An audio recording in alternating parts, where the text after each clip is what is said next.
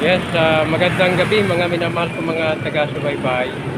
So, ginabi na kami sa pagtimbang ng mga bakal na ito. So, alas 10 na ng gabi ito. At meron pa naman bukas na junk shop mga ganitong oras. Meron pa. At doon ko nga dadalhin ito sa tubig ko. Pagtimbang ng mga yero kasi itong mga ito. So, dali na namin ngayong gabi sa suki kong junk shop. At ikaw tama. Tama.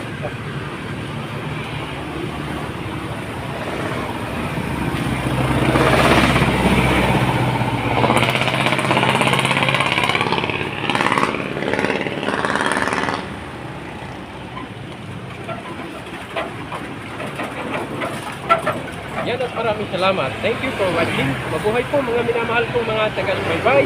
Please like and share.